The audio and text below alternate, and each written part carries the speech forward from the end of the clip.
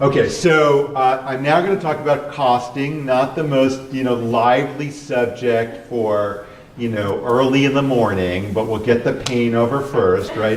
Then we'll have a break, and then we'll talk about quality of life, which is much more fun. Sean will talk about that, and then we'll talk about cost effectiveness and bring it all together, okay? So, cost. Cost is important. Cost is what people care about. So how do we study cost? So what's important to think about when we think about cost first is you need to decide the perspective of the analysis. So it's really important when you think about cost, you think about whose cost. From what perspective are we considering cost? Then we need to think about which costs to include, how to adjust for differences in timing of when the costs are occurring, and then how accurate do we really need to be about costs? Because if we are really, down to the last penny, trying to be as exact as possible, you'll go crazy. So we are not accountants, we are health economists. We are trying to come up with costs such that we can make policy decisions. So we have to think about the point of view of the decision maker. On the other hand, we don't want to be so inexact that we don't reflect the needs of that decision maker, and some decision makers may need more precision than others. And then that leads us to a particular question about how we estimate the cost. And I'll talk about two approaches. One is called microcosting and the other is called gross costing. And you can imagine gross costing sounds less exact. Gross costing is going to be a little more generalizable maybe, but less exact than microcosting. So I should just say for the first part of this, I'm going to just throw a bunch of concepts at you about costing, and then in the latter part, I'm going to go through an example related to a NIDA Clinical Trials Network study that we actually worked on. So there are two perspectives that we often consider. One is called the societal perspective, and in that perspective we consider all costs and effects, and we don't care about who's paying for it.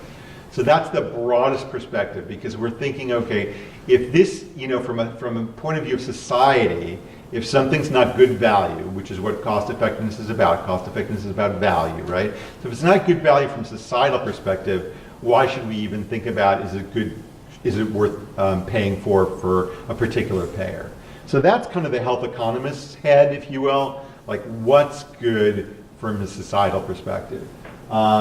And that requires, because it's so comprehensive, then we have to say, okay, like where do we stop? At what point in this view of society do we stop? Because you could go on forever. So you have to make some judgments about how far to go.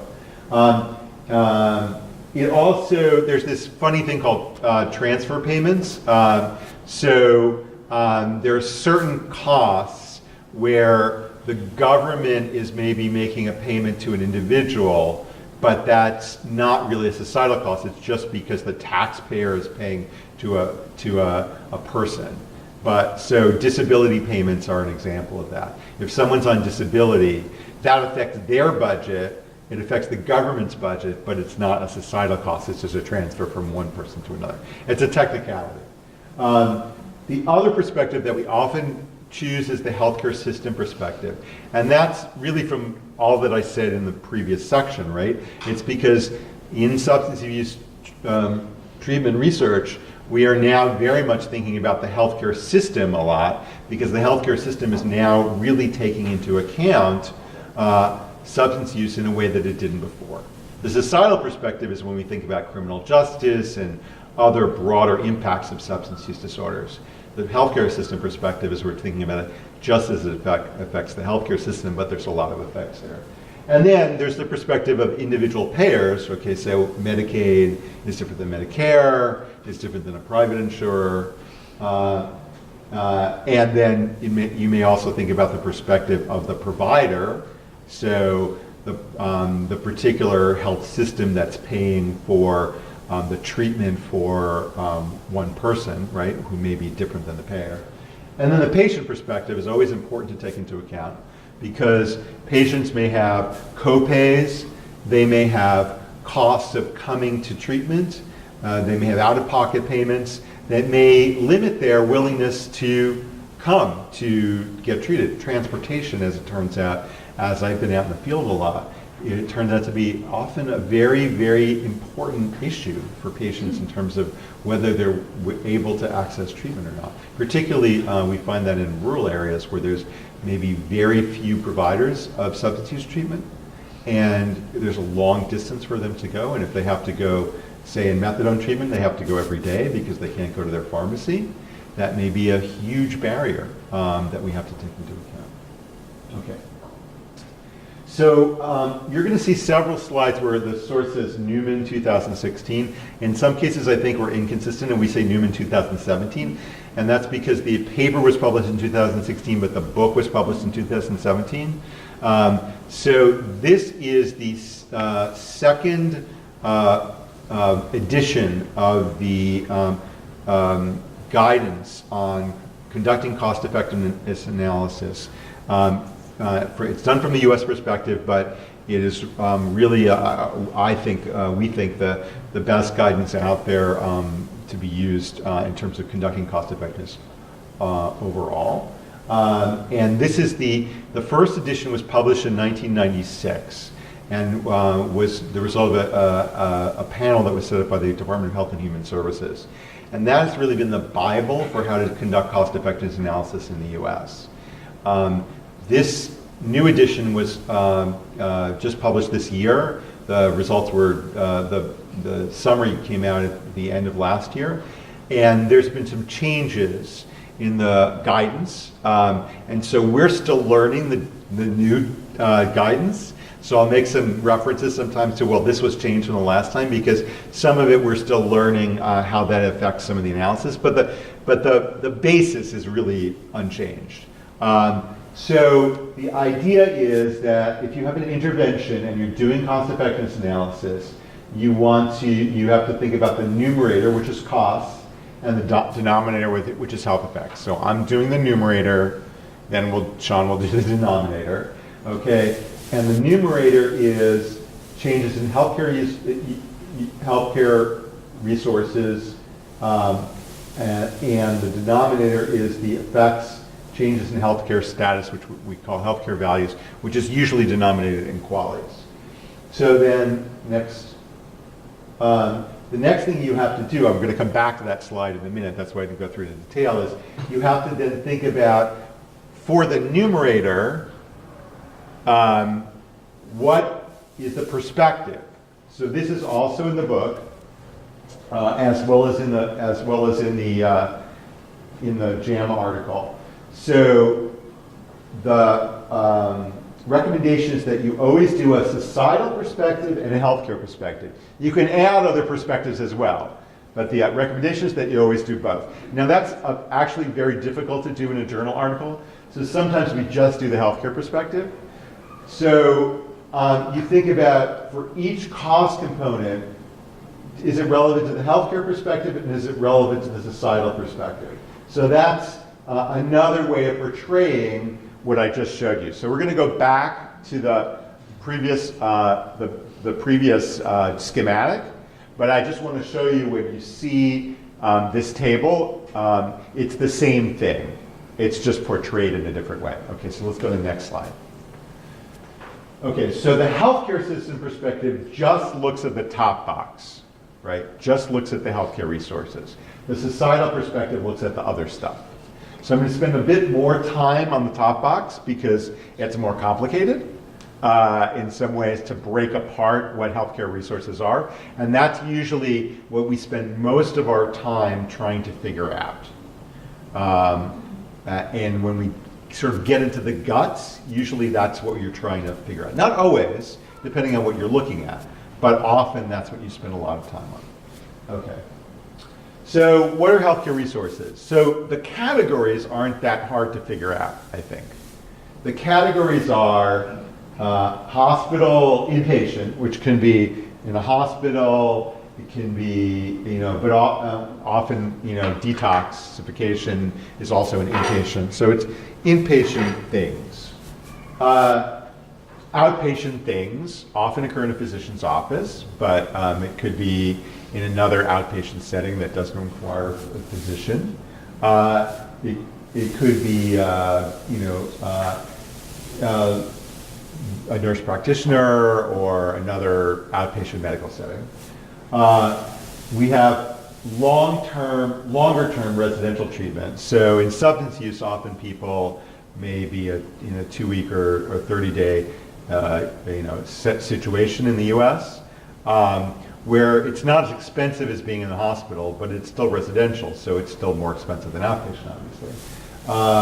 Often in other medical settings, people may be in rehab. Say they have had the surgery, they're discharged from surgery, but they can't go home, so they go to that kind of a situation. Oh, sorry, I put 30-day treatment as a separate category there. And then group or individual counseling is often a very frequent treatment mode. Then we've got labs and tests, and we've got separately listed the cost of the clinicians, because often there may be a situation where the clinician may be billed separately, or I shouldn't say billed, but the clinician cost may be separate from the cost of the stay. So that's not so much true for a physician office visit. Usually that's come along together. But in the US, often the cost of the hospitalization or the cost of the residential treatment may be separate from the cost of the physician that's visiting the patient in the hospital. It doesn't always happen that way, but sometimes it does. And then medications are a separate category to figure out. Now, sometimes they're bundled together if you're in the hospital, but if you're outpatient, it's a separate charge, separate cost. Okay, so that's usually the cost you think of as the cost of the acute or the initial treatment. So if you're looking at methadone versus buprenorphine, you're thinking about what happens during that intervention where you're in a set period of time, you're providing that on an outpatient basis, or you're providing detoxification followed by those outpatient visits, right? And then you think, well, that's okay, now I've done everything. But the fact is, there may be downstream effects of those different treatment modalities that occur after the intervention. And that's why we have follow-up periods, right? So there's a stream of outcomes that occur after the intervention. And if we ignore that stream of outcomes, we have basically not really captured the true cost. There may be offsets. There may be, if one treatment, let's say, is very effective, maybe patients don't get readmitted to detox again. So if you don't take into account that lower probability of readmission to detox, then you've missed that savings, right? And we should try to include that savings if we're looking at the full economic cost. Whereas in another situation, maybe people show up in the emergency room more because they've been started to use again, and they've had an overdose. So we missed that overdose. And that maybe that overdose is more likely in one arm than the other, right? So those are downstream effects that we need to think about. We can't just think about the cost of the intervention. And that's hard because it's in the follow-up period, and so we have to think about how we're going to collect that information. So a broader way to think about that is the resources spent on prevention today may avoid costs downstream. So here's another example is a harm reduction intervention to avoid future infections. On the other hand, we could spend resources today that incur complications downstream. And I don't know what QTC prolongation is. That's a cardiovascular term, right? Some physician can help me with that? Yeah, it's in the EKG term. It's part of EKG. Part of an EKG. So that was an example that my colleague put in that I don't remember. So I'm going to try to think of another one. So yeah, I'm not going to think of one off the top of my head. So when those downstream effects happen can happen over a course of years. They may not happen even in your follow-up period. And what we do, which we'll talk about a little bit later, is in addition to using data from a particular trial or a particular intervention, we then try to, in simulation models, think about future effects. So for instance, maybe there's a probability of death because people who are not effectively treated are going to have a shorter life expectancy, okay? So we want to reflect that shorter life expectancy. So we need to put that in some sort of a model or an expectation about their future life expectancy, okay? Or their future costs. They're going to stay alive, but they're going to have multiple readmissions for detoxification, and somebody else is not, beyond what we've seen in our trial. So we're going to build that in a model, right? So that's out many future years. So, but we know that $1 today is not the same as $1 tomorrow, right? Because we would rather, spend the $1 today than $1 tomorrow. That's why we put money in the bank. It's not just to keep up with inflation. It's because we actually value that $1 today. And my example is not dollars. It's not just about dollars. It's that we value what we can buy with the dollars, right? So my example is chocolate bars because I really like chocolate. So if you said to me, I'm going to give you a chocolate bar today or a chocolate bar tomorrow, I would say, give me the chocolate bar today. If you said, I'm going to give you a chocolate bar today or 2 chocolate bars tomorrow, I would still say, give me that chocolate bar today. If you said, you're going to give you a chocolate bar today and I'm going to give you 5 chocolate bars tomorrow, okay, maybe. Okay. So my discounting is really high for chocolate bars, right? But my discounting for money is probably a lot less. So we apply a discount factor for the dollars in the future versus the dollars today. And we actually do that for life years as well. So I'm not going to go into the details of that. That's a whole other lecture discussion. But just be aware when you're reading the literature and someone says we discounted the future benefits and the future costs, that's all they're doing. Just think chocolate bars or whatever you like. I mean, maybe you don't like chocolate bars, but the idea is that we're taking into account the value of things today versus the things in the future. This is the slide that goes with the answer that I already gave, which is about the unrelated condition costs, because we can't really separate out. And then the other part of that is if people are living longer, right, because we've intervened so they're not dying, do we include the healthcare costs associated with those extra years of life? Which was also a big question that the health economists were fighting about for 20 years. So the current guidance is yes and yes. We should include both of those things in our costs, which is, you can run it both ways and see, but that seems to be the consensus right now. Okay.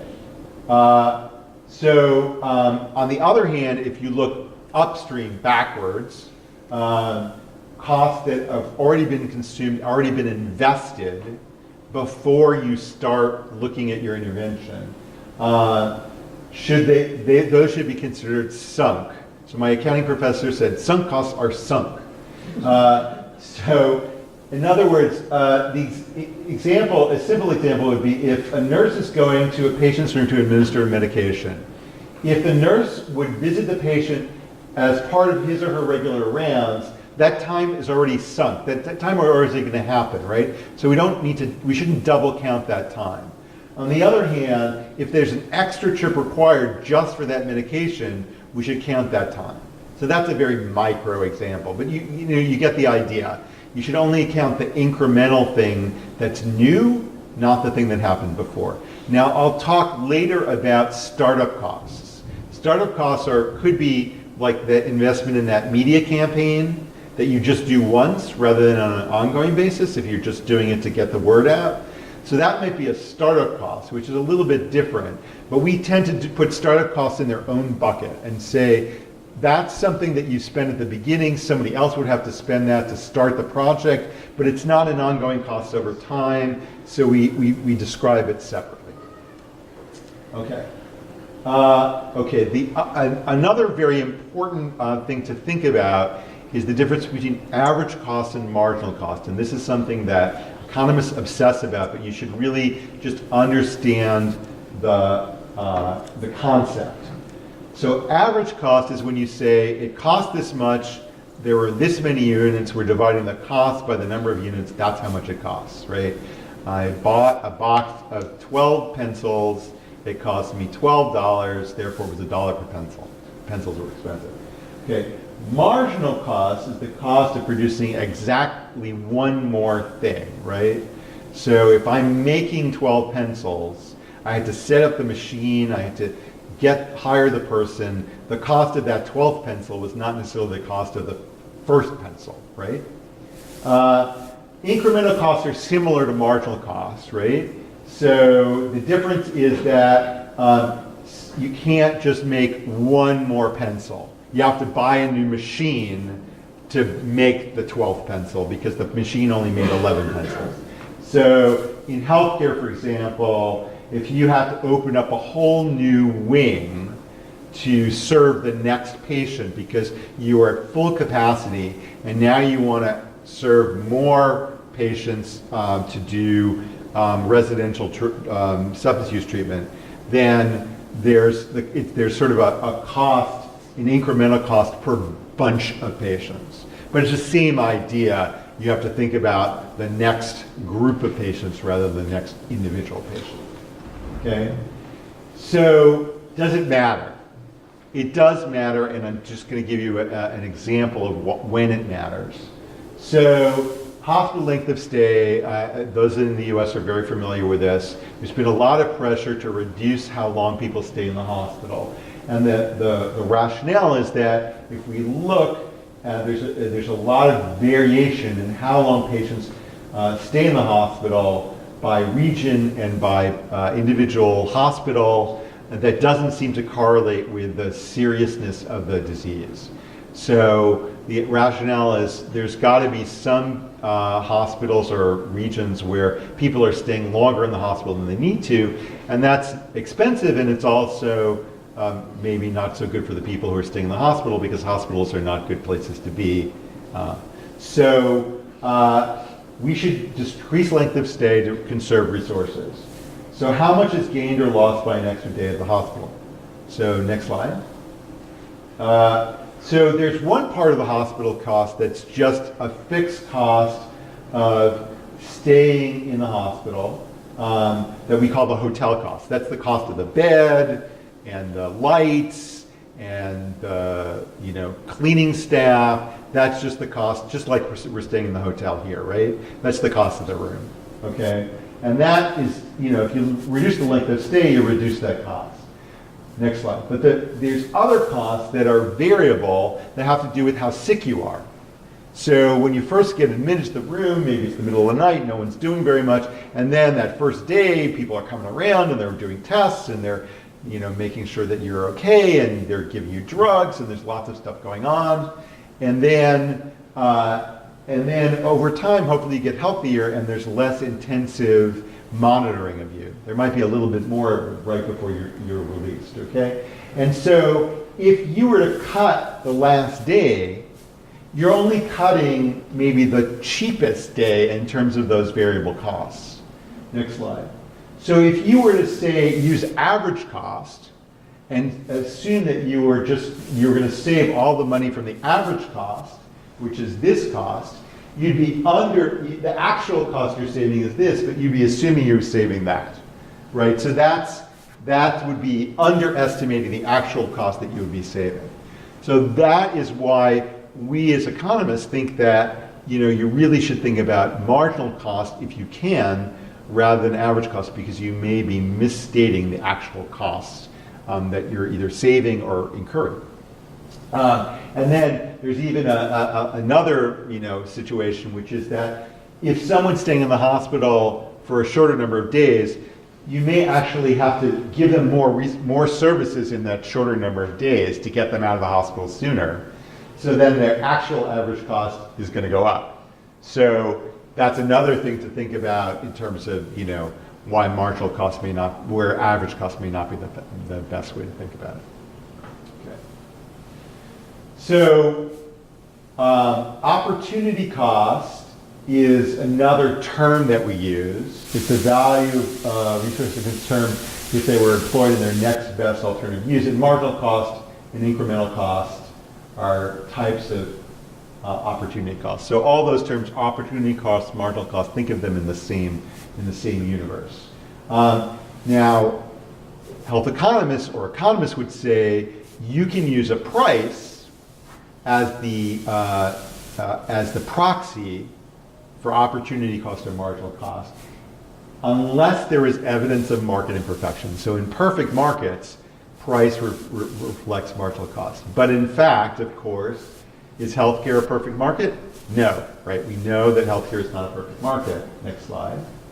Because there's monopolies and oligopolies. So for instance, in a particular area, there may not be a lot of buprenorphine prescribers.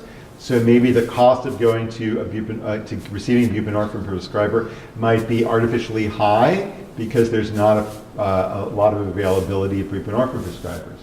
Or that would be an oligopoly. There's also monopsonies. I like the word monopsony, that's why I always put it in. So a monopsony is if there's one seller. So one buyer. So for instance, for methadone treatment, New York State, essentially it's all paid for through our single state Office of Addiction Services. So they are the purchaser of methadone and methadone treatment, and they set the price. So that price may or may not reflect the actual cost of providing methadone services because they are the price setter.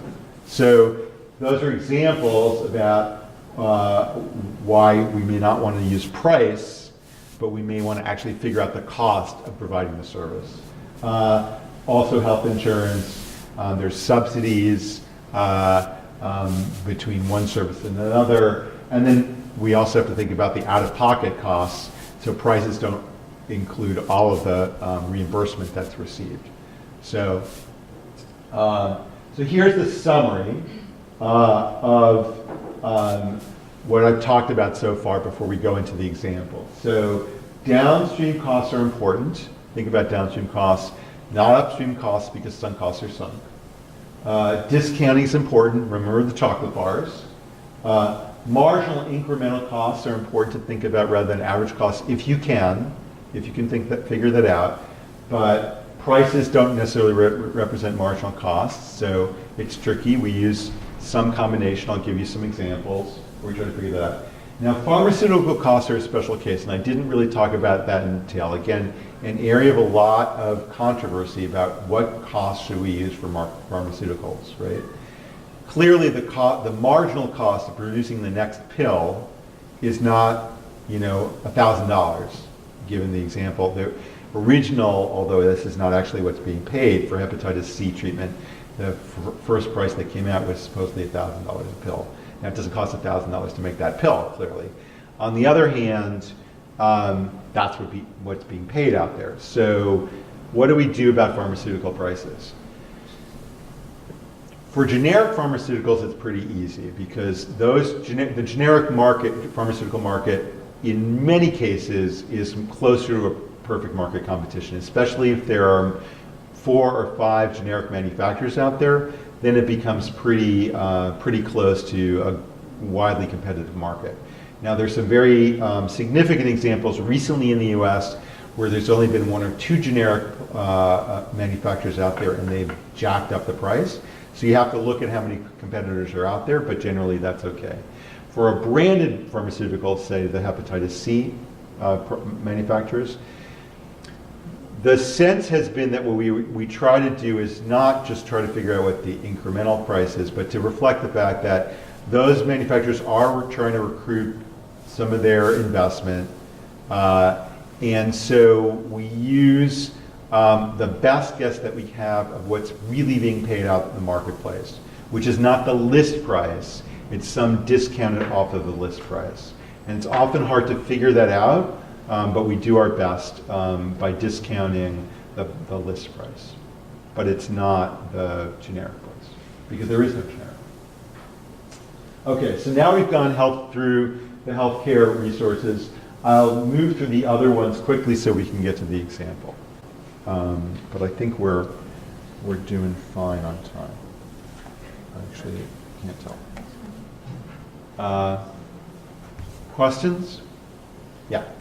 About this pharmaceutical issue, recently there is a report showing that some of the state people use marijuana to ease their craving for the opiate. And they have less opiate user in those states, they have higher marijuana user. Mm-hmm. How would that put into your cost of pharmaceutical? Because of higher marijuana use? Yes, yeah, because this is kind of new trend people find because some of state they have medical use of marijuana. So Yeah, medical marijuana. That's an interesting question. We haven't encountered that yet, but there are prices for medical marijuana. So if you're buying medical marijuana, we can get the price for that. And I think we would use the price that the pharmacies are charging people. Because it's not covered generally. So I don't know, maybe in California it is, but generally we would use, I think, the dispensary price. Steve, is it covered by any insurer in California, the medical marijuana? No. No. So we would use the dispensary price. Now, if people are buying it illegally, there are actually, I think, Department of Justice surveys that can give you the cost of the street price for various drugs. So we could do that based on the street price as well and compare them to. Other questions? Okay. All right, so non-healthcare resources, these are now things that would go in the societal perspective and not in the healthcare perspective. Next slide. So costs incurred by the patient or family. So I've talked about transportation. So usually we'll either use the cost of public transportation from whatever's the local standard public transportation, or we will use automobile mileage, and in the US there's a standard mileage cost that's applied to per mile that's published by the US government that includes the cost of gas as well as auto maintenance. And then childcare costs, if the patient is being, if a parent is in treatment and they have to get a child care, someone to take care of their child, so that you can usually find out in a local market what that would cost. And then other non-healthcare resources include social services, legal or criminal justice, education, housing, and environment. So the paper that I showed in the first section that has just been published by our group, you can look up in that paper and find costs for each of these things. Each of these things, is that right? Yes, each of these things. Maybe not environment, but social services, legal or criminal justice, education, and housing. So if you can collect the number of days in jail or prison, if you can collect information on, for instance, receiving housing services, if you can collect information on some of the other social services, you can find costs in our paper and elsewhere in the literature to assign to those. So you don't have to collect the cost yourself. You just, for the US, you just have to collect the amount of the number of days or the number of accounts, basically, of what happened, and then you can find in the literature the dollars to put against them. Okay?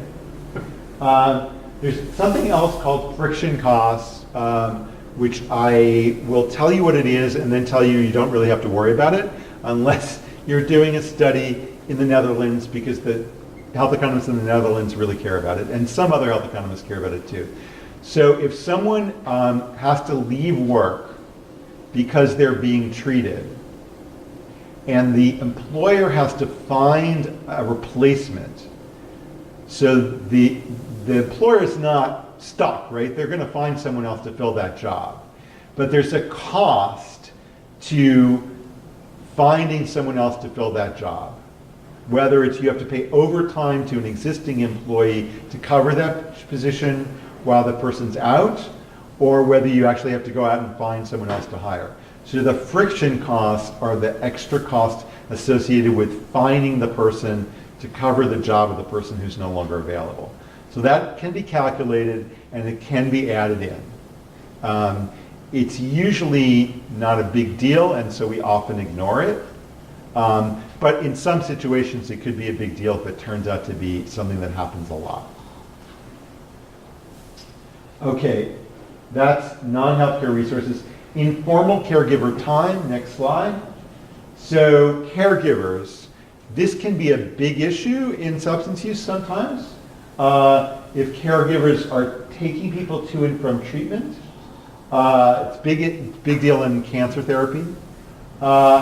And if you're providing home care,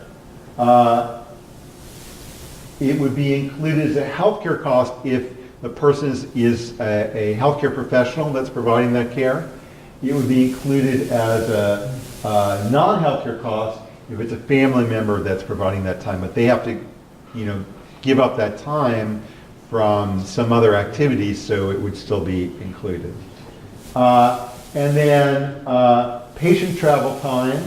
So this is different from the cost of the transportation. So the cost of transportation is you have to drive or you have to take public transportation, but the time that you're spent traveling, going to treatment, being in treatment, would also needs to be included, unless they would have gone to the appointment anyway. But so if somebody's coming into the appointment, coming in anyway, and then you're adding on another hour, say for counseling, then it's only the time of the counseling. If they're coming in for the counseling, you have to get the time travel to the counseling and the time travel home for the counseling and the counseling. Okay, so how do we value time? Hopefully that's the next slide. Yes, it is. Okay, so this was a question before, but how we value time. Usually we value it based on the wage rate. So we basically assume that people have balanced their work and leisure such that the wage rate represents what they value their time at. So this is complicated sometimes for people who are in substance use treatment who are not working, right? So if they're not working, you can ask the people who are working what their wage rate is, and then assume that people who are not working are similar. We often use the minimum wage rate if it's a low-income population, and most of the people are not working. That's also acceptable. We use fringe benefits. You have to include fringe benefits whenever you're calculating wage rates. And this is, again, on our website. I think we have this resource, maybe, or if not, we should add it.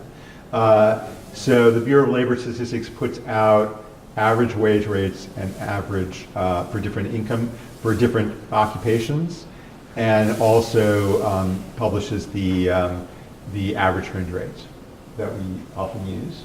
And then for patient time, you would, if you do find out what their occupation is, you can use the Bureau of Labor Statistics, or their salary rate. You would do it after tax, because that's what they're actually valuing their time at, is what they receive after tax. Now, most of these people are low enough income that they're not paying tax, so we don't worry about that, but if they're at a higher income, we would. Caregiver time, we don't use the post-wage rate because we're doing that, what's the value to pay a caregiver as if they were a professional caregiver.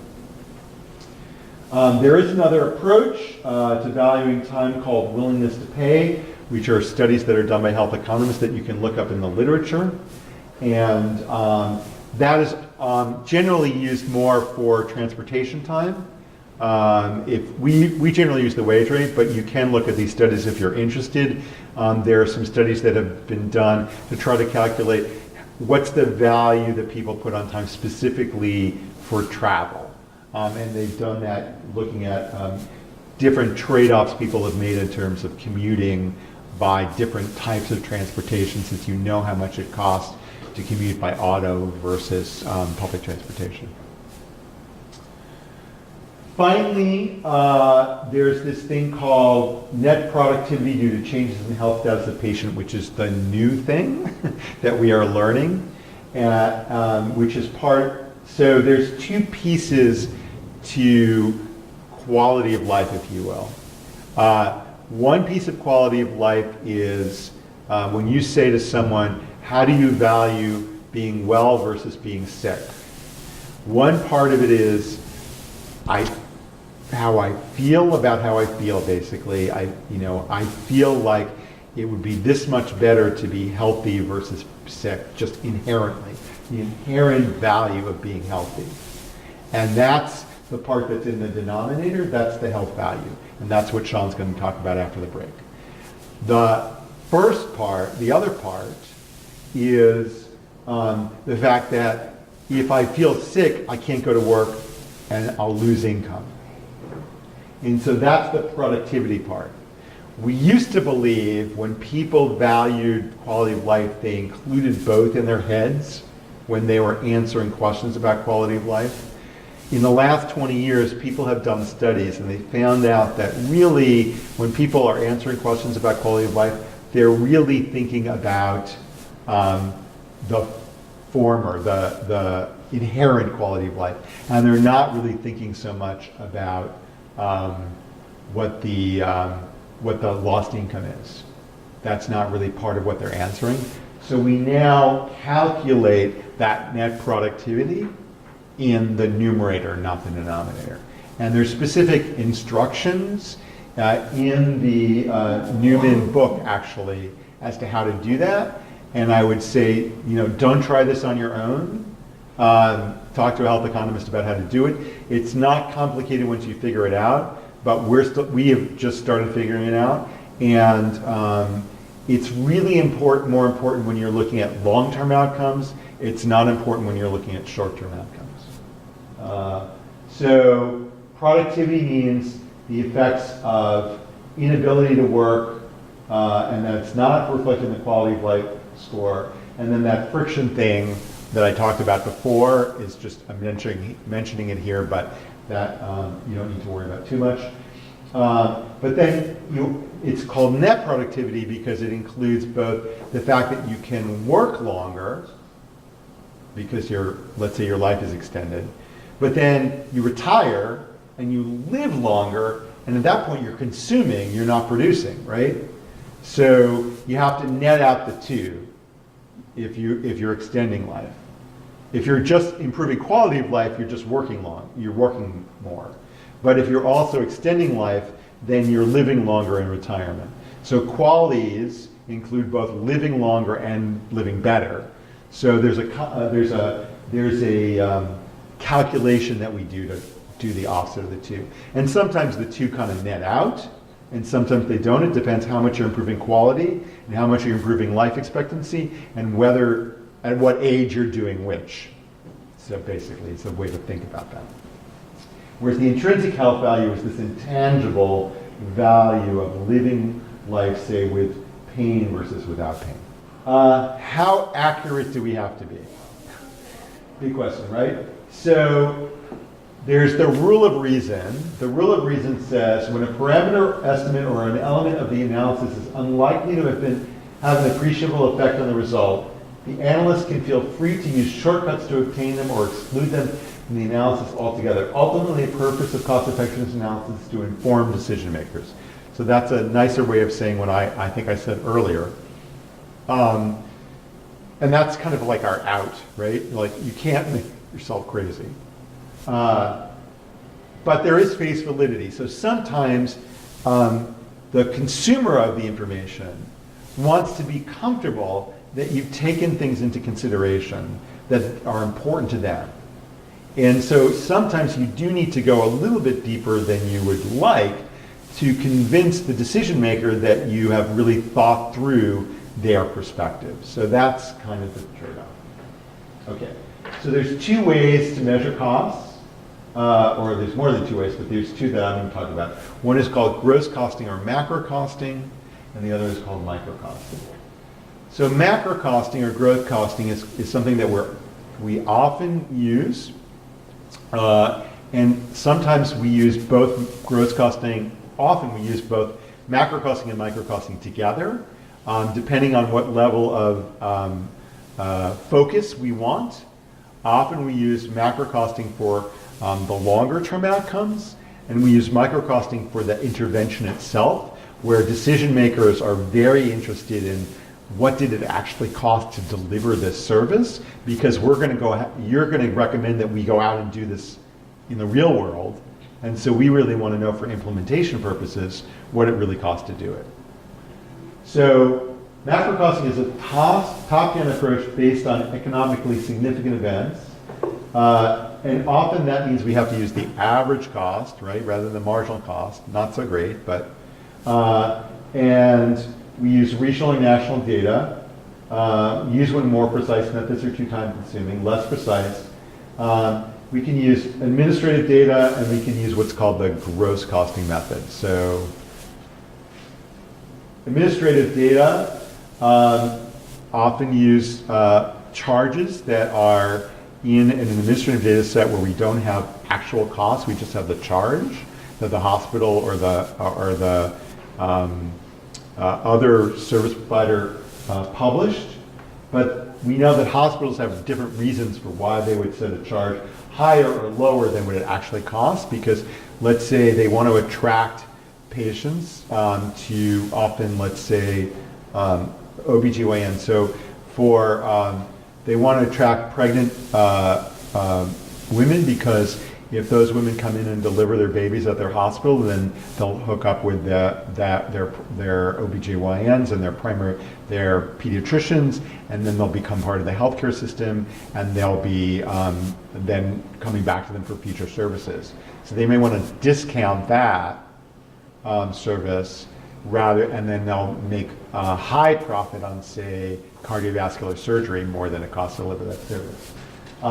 So there are cost to charge ratios that are published, which is the discount between the charge and the actual cost, that can be used to estimate the cost from the published charge.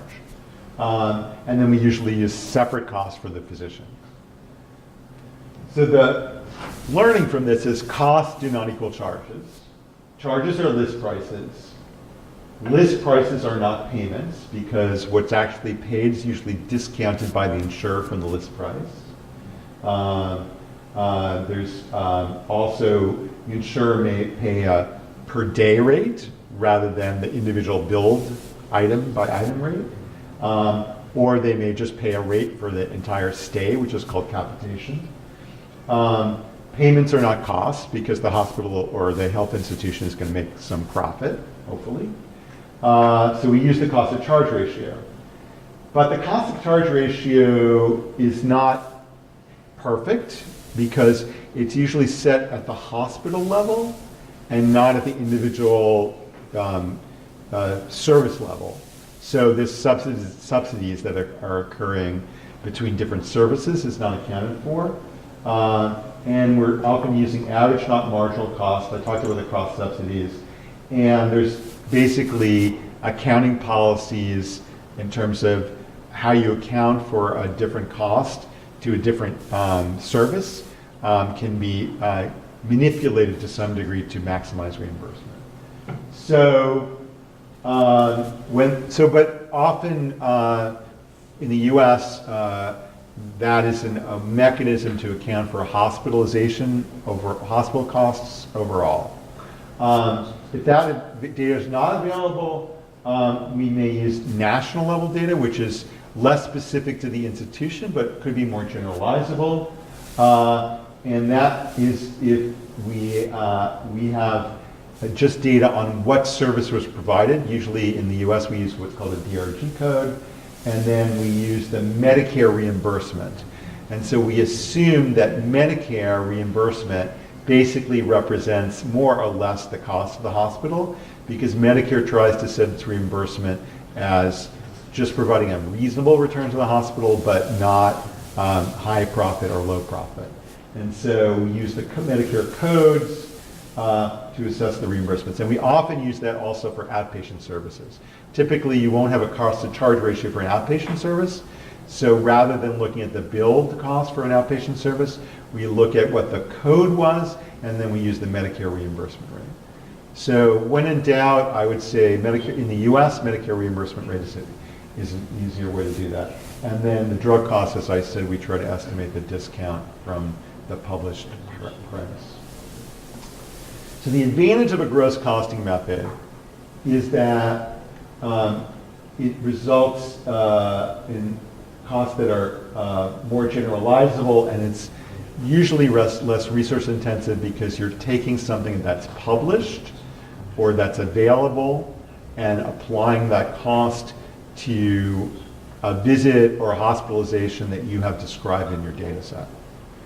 The disadvantage is that it doesn't really represent the specific costs of what you're dealing with.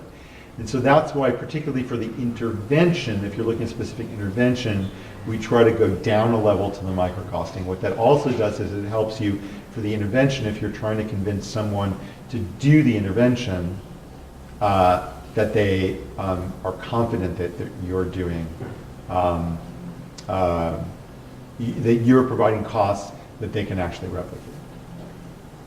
Okay. Getting to the end. Microcosting. So microcosting is a bottom-up approach, and it involves direct enumeration and costing of every input consumed. So we use it when precision is important, if the study is conducted to limit number of sites, and it's used for new medical interventions or technologies that do not have a reimbursement code. It's a better estimate of the opportunity cost or economic cost, and it's preferred when practical. Next slide.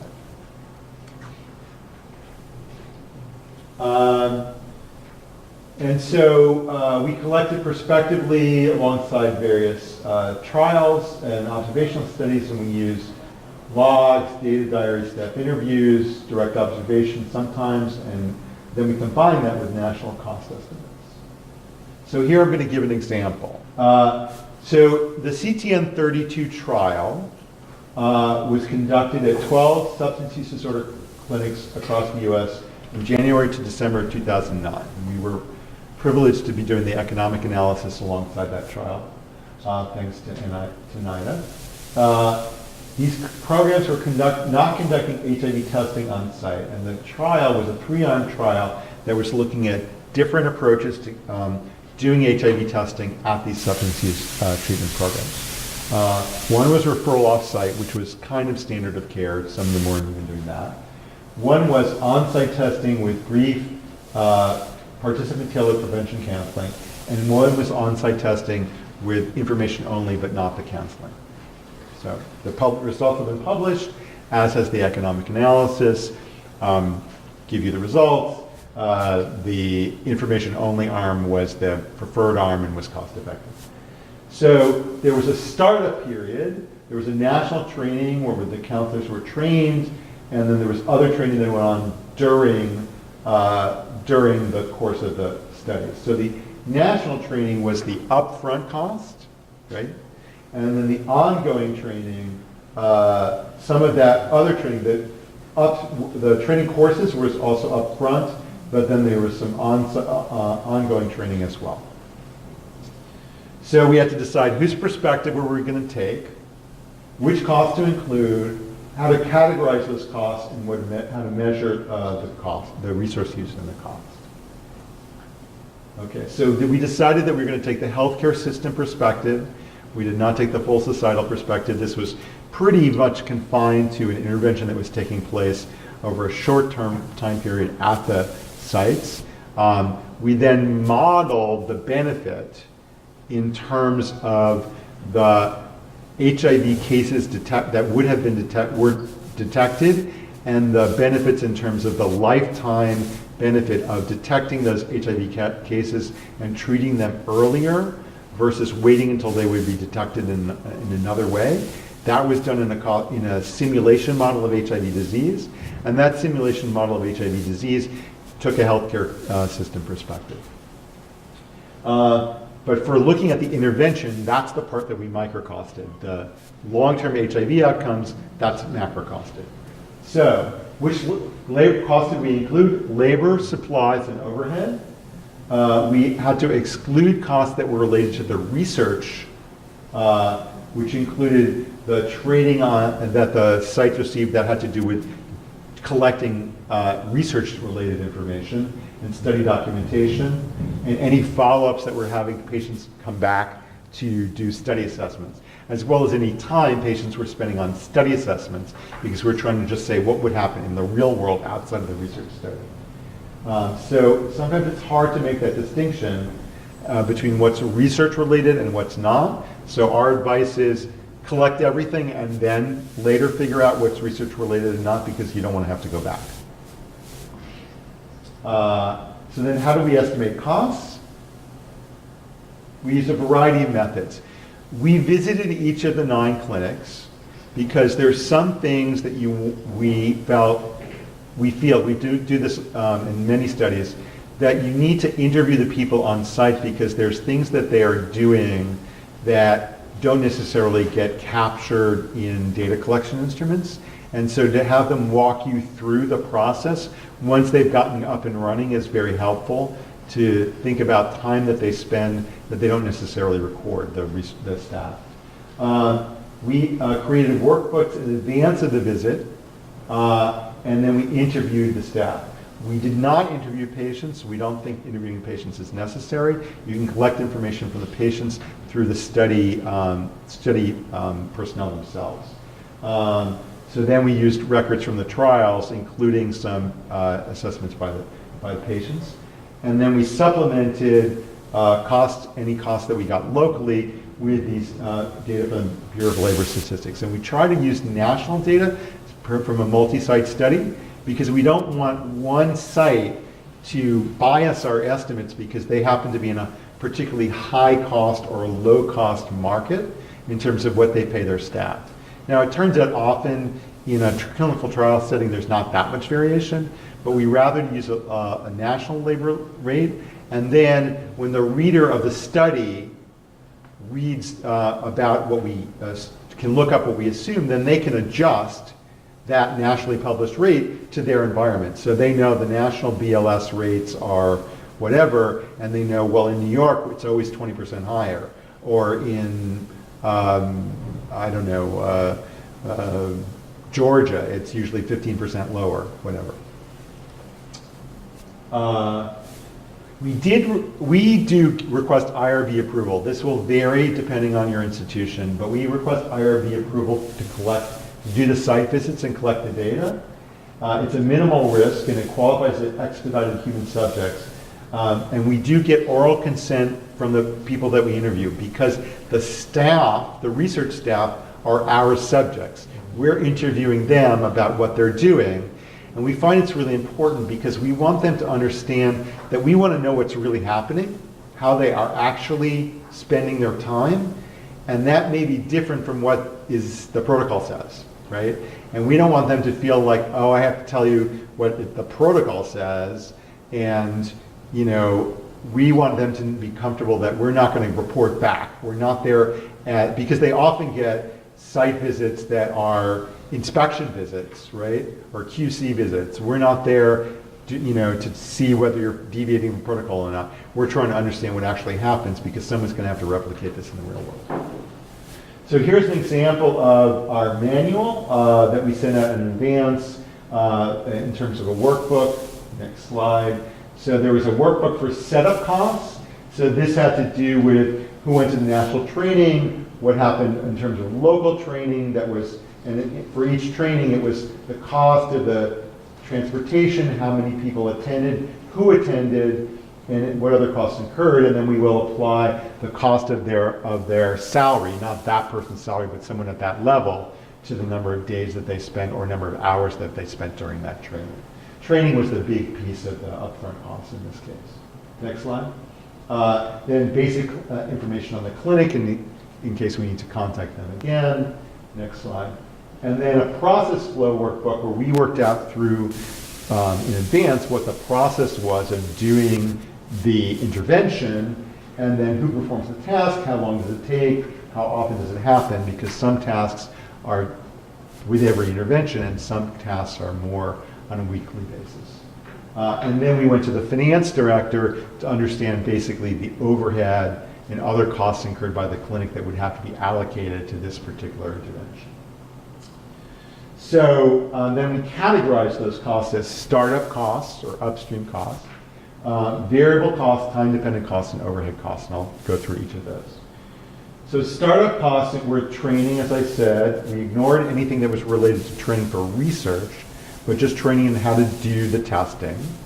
There were training materials, there was a manual, there was a DVD. So here's where you would put upfront, if you had an investment in a media campaign, you would put it here if it was just one time. If the media campaign is ongoing, you're doing that during the whole intervention, then that's a variable cost. But if you're just doing it at the beginning, it's an upfront cost. And then they had practice sessions before they actually started, and then there were booster trainings that happened. Those were all startup costs. They had to buy a bit of equipment, not much, and then sometimes some clinics had to do some prep work because they had to switch which brand of test they were using, and they had to set up linkage processes, so they had to reach out to a local medical facility if they didn't have a relationship already. What if we get an HIV positive test? What do we do? Because if they're doing it on site, they have to be ready to then link that person. Next. Variable cost is the cost that vary with the amount of output. And so that was actually the cost of doing the procedure, doing the test, with the supply and labor costs of that. The time-dependent costs are things that varied over time, not with each individual test. So that included, I'm not sure if that's on this slide or the next slide, but the example is when you do tests, you have to do quality control on the tests on a weekly basis. So you have to run QC weekly, and there's some cost of supplies and labor that is not done every day, not done with every test. Next slide. Oh, there it is. So the variable costs for setting up the exam room, the pre-result counseling, administering the test, post-counseling materials. Next slide. And then the time running control kits. There you go. And then, right. So overhead costs are basically supervision. So there was someone who was supervising. There was the cost of the facilities, of the space, basically. And that was derived from financial reports or talking to the finance person. And then we reported as total cost per person tested or treated and annual cost to the site. So the advantages of microcosting are that you're able to collect very precise costs, but obviously it's resource intensive to do.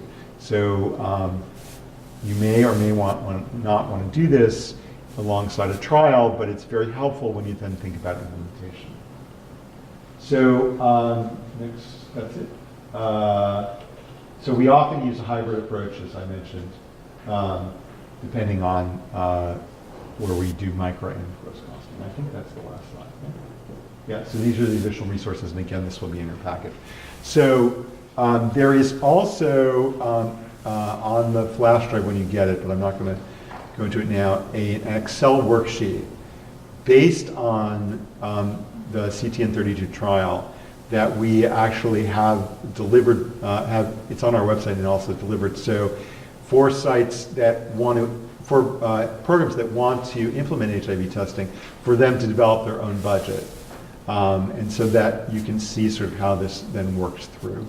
And I'm happy to sit and show in more detail to people who are interested.